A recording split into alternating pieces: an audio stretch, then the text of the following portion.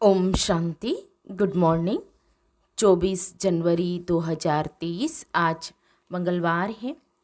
आज की मुरली में प्यारे बाबा ने हम बच्चों से कहा है कि उन बच्चों की बहुत फर्स्ट क्लास अवस्था रहती है जिनकी बुद्धि में यह रहता है कि यह सब कुछ बाबा का है और हर कदम श्रीमत बाबा से लेते रहते हैं, तो उनकी अवस्था बहुत फर्स्ट क्लास रहती है। और मुरली सुनते समय उन्हीं बच्चों को सुख भासता है जो समझते हैं कि हम शिव बाबा की मुरली सुन रहे हैं। शिव बाबा ने ब्रह्मा तन से सुनाई है और बाबा आकर के हम बच्चों को मनुष्य से देवता बनाते हैं। यह अगर जिन बच्चों की स्मृति में रहता है तो उन्हें मुरली का रस आता है। और बाबा ने कहा कि बच्चे, यह संगम युग है, आत्मा और परमात्मा का इसी संगम युग में मिलन होता है। और एक बार आकर के सतगुरु बाबा बच्चों को सत्य ज्ञान देकर के सत्य बोलना सिखाते हैं। तो अभी हम सुनते हैं प्यारे बाबा के मधुर महावाक्य, ईश्वरीय महावाक्य, मीठी मुरली। आज बाबा कहते हैं, मीठे बच्चे, यही संगम युग है जब आत्मा और परमात्मा का संगम अर्थात मेल होता है। सतगुरु एक ही बार आकर बच्चों को सत्य ज्ञान दे सत्य बोलना सिखाते हैं। आज की मुरली में 2 प्रश्न हैं। पहला, किन बच्चों की अवस्था बहुत फर्स्ट क्लास रहती है? उत्तर है, जिनकी बुद्धि में रहता यह सब कुछ बाबा का है। हर कदम श्रीमत लेने वाले, पूरा त्याग करने वाले बच्चों की अवस्था बहुत फर्स्ट क्लास रहती है। यात्रा लंबी है, इसलिए ऊंचे बाप की ऊंची मत लेते रहना है। दूसरा प्रश्न है, मुरली सुनते समय अपार सुख किन बच्चों को भासता है? उत्तर है, जो समझते हैं हम शिव बाबा की मुरली सुन रहे हैं। यह मुरली शिव बाबा ने ब्रह्मा तन से सुनाई है। मोस्ट बिलवेड बाबा हमें सदा सुखी मनुष्य से देवता बनाने के लिए यह सुना रहे हैं। मुरली सुनते यह स्मृति रहे तो सुख भासेगा। मुरली में गीत बजा है, प्रीतम आन मिलो। ओम शांति। यह दुखिया जिया तो दुखधाम में ही होता है। सुखी जीव आत्माएं सुखधाम में होती है। सभी भक्तों का प्रीतम एक है, जिसको ही याद किया जाता है उनको प्रीतम कहा जाता है। याद करते हैं जब दुख होता है। यह कौन बैठ समझाते हैं? सच्चा सच्चा प्रीतम, सच्चा बाप, सच्चा टीचर, सच्चा सतगुरु, सभी का प्रीतम वह एक है। परंतु प्रीतम आता कब है यह कोई नहीं जानते हैं।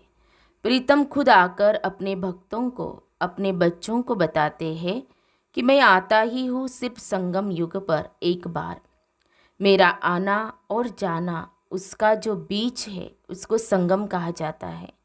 और सभी आत्माएं तो बहुत बारी जन्म मरण में आती है, मैं एक ही बार आता हूँ। मैं सतगुरु भी एक ही हूँ। बाकी गुरु तो अनेक है, उन्हों को सतगुरु नहीं कहेंगे क्योंकि वह कोई सत्य नहीं बोलते। वह सत्य परमात्मा को जानते ही नहीं। जो सत्य को जान जाते हैं वह हमेशा सत्य बोलते हैं। वह सतगुरु है ही सत्य बोलने वाला सच्चा सतगुरु, सच्चा बाप, सच्चा शिक्षक खुद आकर बताते हैं कि मैं संगम युग पर आता हूँ। मेरी आयु इतनी ही है जितना समय मैं आता हूँ। पतितों को पावन बनाकर ही जाता हूँ। जब से मेरा जन्म हुआ तब से मैं सहेज राजयोग सिखाना आरंभ करता हूँ। फिर जब सिखाकर पूरा करता हूँ तो पतित दुनिया विनाश को पाती है और मैं चला जाता हूँ। बस मैं इतना ही समय आता हूँ। शास्त्रों में तो कोई टाइम है नहीं। शिव बाबा कब जन्म लेते हैं, कितना दिन रात भारत में रहते है यह बाप स्वयं ही बैठ बताते हैं कि मैं आता ही हूँ संगम पर। संगम युग की आदि, संगम युग का अंत, गोया मेरे आने की आदि, जाने की अंत। बाकी मध्य में बैठ मैं राजयोग सिखाता हूँ। बाप खुद ही बैठ बताते हैं कि मैं इनकी ही वानप्रस्थ अवस्था में आता हूँ, पराये देश और पराये तन में। तो मेहमान हुआ ना, मैं इस रावण की दुनिया में मेहमान ठहरा। इस संगम युग की महिमा बड़ी भारी जबरदस्त है। बाप आते ही है रावण राज्य का विनाश कर राम राज्य की स्थापना करने। शास्त्रों में दंत कथाएं बहुत लिख दी है। रावण को जलाते आते हैं। सारी सृष्टि इस समय जैसे लंका है। सिर्फ सिलोन को लंका नहीं कहा जाता, यह सारी सृष्टि रावण के रहने का स्थान है। वह शोक वाटिका है, सभी दुखी है। बाप कहते हैं मैं इसको अशोक वाटिका अथवा हेविन बनाने आता हूँ। हेविन में सभी धर्म तो होते नहीं, वहाँ था एक ही धर्म जो अभी नहीं है। अब फिर से देवता बनाने राजयोग सिखला रहा हूँ। सभी तो नहीं सीखेंगे। मैं भारत में ही आता हूँ, भारत में ही स्वर्ग होता है। क्रिश्चियन लोग भी हेविन को मानते हैं, कहते हैं left for heavenly abode. God father के पास गया, बाकी हेविन को थोड़े ही समझते हैं। हेविन अलग चीज़ है। तो बाप समझाते हैं कि मैं कब और कैसे आता हूँ, आकर त्रिकालदर्शी बनाता हूँ। त्रिकालदर्शी और कोई होता नहीं। सृष्टि के आदि मध्य अंत को मैं ही जानता हूँ। अब कलयुग का विनाश होना है। आसार भी देखने में आ रहे हैं। समय वही संगम का है। एक्यूरेट टाइम कुछ नहीं कह सकते। बाकी हाँ, राजधानी पूरी स्थापन हो जाएगी। बच्चे कर्मातीत अवस्था को पाएंगे तो ज्ञान खत्म हो जाएगा। लड़ाई आरंभ हो जाएगी। मैं भी अपना पावन बनाने का पाठ पूरा करके जाऊंगा। देवी देवता धर्म स्थापन करना यह मेरा ही पार्ट है। भारतवासी यह कुछ भी नहीं जानते। अब शिवरात्रि मनाते हैं तो जरूर शिव बाबा ने कोई कार्य किया होगा। उन्होंने फिर कृष्ण का नाम डाल दिया है। ये तो कॉमन भूल देखने में आती है।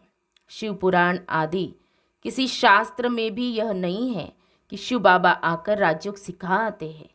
वास्तव में हर एक धर्म का एक एक शास्त्र है। देवता धर्म का भी एक शास्त्र होना चाहिए, परंतु उसका रचयिता कौन, इसमें ही मूंझ गए हैं। तो बाप समझाते मुझे जरूर ब्रह्मा द्वारा ब्राह्मण धर्म रचना पड़े। ब्रह्मा मुख वंशावली ब्रह्मा कुमार कुमारियाँ ठहरे। बहुतों के नाम बदली हुए, उनसे बहुत भागंती हो गए, साथ में रिप्लेस भी होते हैं। बाकी देखा गया नाम से कोई फ़ायदा नहीं, वह तो भूल भी जाते हैं। वास्तव में तुमको योग लगाना है बाप से। नाम शरीर का मिलता है, आत्मा का तो नाम है ही नहीं। आत्मा 84 जन्म लेती है। हर जन्म में नाम रूप देश काल सब बदल जाता है। ड्रामा में कोई को भी जो एक बारी पार्ट मिला हुआ है उसी रूप में फिर कभी पार्ट बजा न सके। वही पार्ट फिर 5000 वर्ष के बाद बजाएगी। ऐसे नहीं कृष्ण उसी नाम रूप से फिर कोई आ सकता है, नहीं। यह तो जानते हैं आत्मा एक शरीर छोड़ दूसरा लेती है, तो फीचर आदि एक न मिले दूसरे से। 5 तत्वों के अनुसार फीचर्स बदलते जाते हैं। कितने फीचर्स है, परंतु यह सब पहले से ही ड्रामा में नोंद है। नया कुछ नहीं बनता है। अब शिवरात्रि मनाई जाती है, जरूर शिव आया है, वही सारी दुनिया का प्रीतम है। लक्ष्मी नारायण व राधे कृष्ण व ब्रह्मा विष्णु आदि कोई प्रीतम नहीं है। गॉड फादर ही प्रीतम है। बाप तो जरूर वर्षा देते हैं, इसलिए बाप प्यारा लगता है। बाप कहते हैं मुझे याद करो, क्योंकि मेरे से तुमको वर्षा पाना है। बच्चे जानते हैं इस पढ़ाई अनुसार जाकर सूर्यवंशी देवता व चंद्रवंशी क्षत्रिय बनेंगे। वास्तव में सभी भारतवासियों का धर्म एक होना चाहिए, परंतु देवता धर्म नाम बदल हिंदू नाम रख दिया है, क्योंकि वह दैवी गुण नहीं है। अब बाप बैठ धारण कराते हैं, कहते हैं अपने को आत्मा समझ अशरीरी हो जाओ, तुम कोई परमात्मा नहीं हो। परमात्मा तो एक शिव है, वह सभी का प्रीतम। एक ही बार संगम युग पर आते हैं। ये संगम युग बहुत छोटा है, सभी धर्मों का विनाश होगा, ब्राह्मण कुल भी वापिस जाएगा, क्योंकि उन्हों को फिर दैवी कुल में ट्रांसफ़र होना है। वास्तव में यह पढ़ाई है, सिर्फ भेंट की जाती है। वह विषय विकार है जहर, यह ज्ञान है अमृत। यह तो मनुष्य को देवता बनाने की पाठशाला है। आत्मा में जो खाद पड़ी है, एकदम मुलम्मा बन गई है, उसको बाप आकर हीरे जैसा बनाते हैं। शिवरात्रि कहते हैं, रात्रि में शिव आया, परंतु कैसे आया, किसके गर्भ में आया या किस शरीर में प्रवेश किया? गर्भ में तो आते नहीं हैं, उनको शरीर का लोन लेना पड़ता है। वह जरूर आकर के नर्क को स्वर्ग बनाएंगे, परंतु कब और कैसे आते हैं ये किसको पता नहीं है। शास्त्र तो बहुत पढ़ते हैं, परंतु मुक्ति, जीवन मुक्ति तो किसको मिलती नहीं है, और ही तमो प्रधान बन गए हैं। सो तो सभी को जरूर बनना है, सभी मनुष्यों को स्टेज पर जरूर हाजिर होना है। बाप आते ही अंत में हैं, उनकी ही सब महिमा गाते हैं। कि तुम्हारी गति मत तुम ही जानो, तुम्हारे में क्या ज्ञान है, कैसे तुम सद्गति करते हो, सो तो तुम ही जानो। तो वह श्रीमत देने आएगा तो जरूर ना, परंतु कैसे आते हैं, किस शरीर में आते हैं, वह कोई जानते नहीं। खुद कहते हैं साधारण तन में मुझे आना है, मुझे ब्रह्मा नाम भी जरूर रखना पड़े, नहीं तो ब्राह्मण कैसे पैदा हो। ब्रह्मा कहाँ से आए, ऊपर से तो नहीं आएगा, वह है सूक्ष्म वतनवासी अव्यक्त संपूर्ण ब्रह्मा। यहाँ तो जरूर व्यक्त में आकर रचना रचनी पड़े। हम अनुभव से बता सकते हैं, इतना समय आते और जाते हैं। बाप कहते हैं मैं भी ड्रामा में बांधा हुआ हूँ, और मेरा पार्ट भी सिर्फ एक बार आने का है। बल दुनिया में उपद्रव बहुत होते रहते हैं, उस समय कितना ईश्वर को पुकारते हैं, परंतु मुझे तो अपने समय पर ही आना है, और आता भी हूँ वानप्रस्थ अवस्था में। यह ज्ञान तो बड़ा सहज है, परंतु अवस्था जमाने में मेहनत है, इसलिए कहेंगे मंजिल बड़ी ऊंची है। बाप नॉलेजफुल है तो जरूर उसने बच्चों को नॉलेज दी है, तब तो उनका गायन है, तुम्हारी गत मत तुम ही जानो। बाप कहते हैं मेरे पास जो सुख शांति का खजाना है वह बच्चों को ही आकर देता हो। यह जो माताओं पर अत्याचार आदि होते हैं, यह भी ड्रामा में नोंद है। तब तो पाप का घड़ा भरेगा, कल्प कल्प ऐसे ही रिपीट होता है। यह बातें भी तुम अभी जानते हो, फिर भूल जाएंगे। यह ज्ञान सतयुग में होता नहीं, अगर होता तो परंपरा चलता, वहाँ तो प्रारब्ध है जो अभी के पुरुषार्थ से पाते हैं। यहाँ के पुरुषार्थ वाली आत्माएं वहाँ होती है, दूसरी आत्माएं वहाँ होती नहीं, जिनको ज्ञान की दरकार रहे। यह भी जानते हैं कोई विरला निकलेगा, बहुत अच्छा अच्छा भी करेंगे। समझो विलायत वाला कोई बड़ा आदमी निकलता है, समझता है, परंतु कहाँ भट्टी में रहेंगे, क्या समझेंगे, कहेंगे बात तो ठीक है, परंतु पवित्र नहीं रह सकते।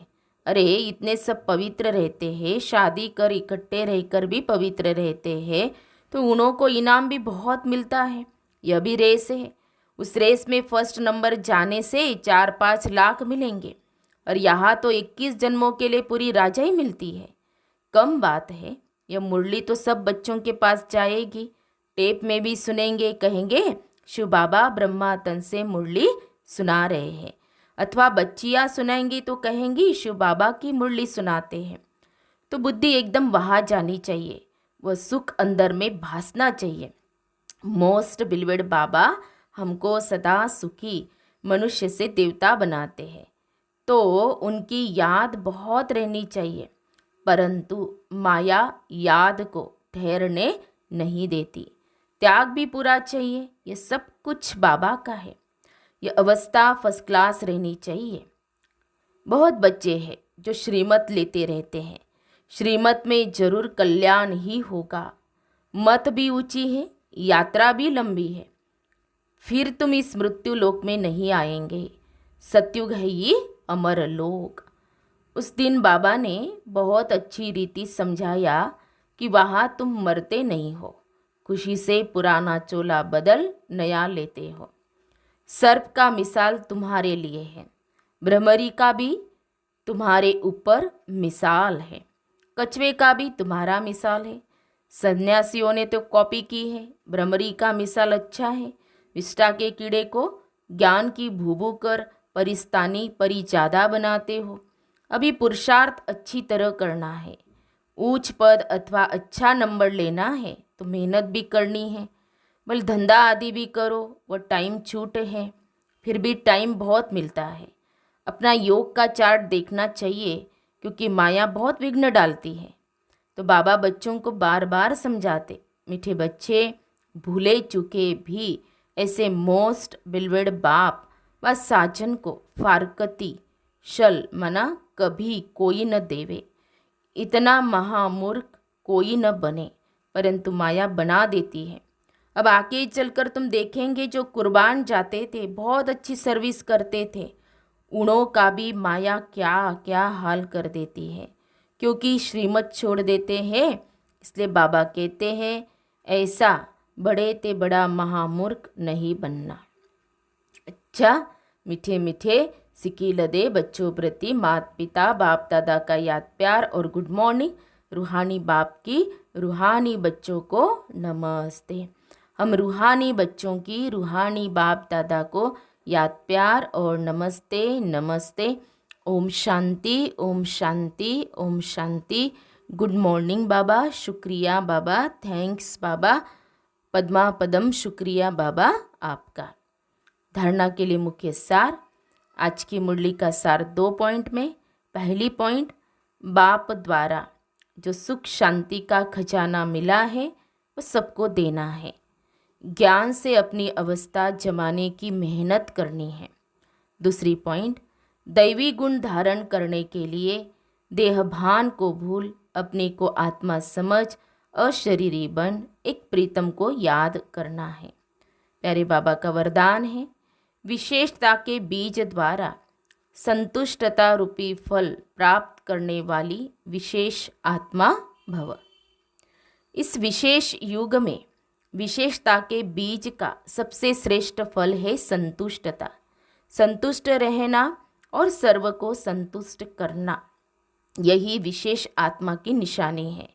इसलिए विशेषताओं के बीज अथवा वरदान को सर्व शक्तियों के जल से सींचो तो बीज फलदायक हो जाएगा।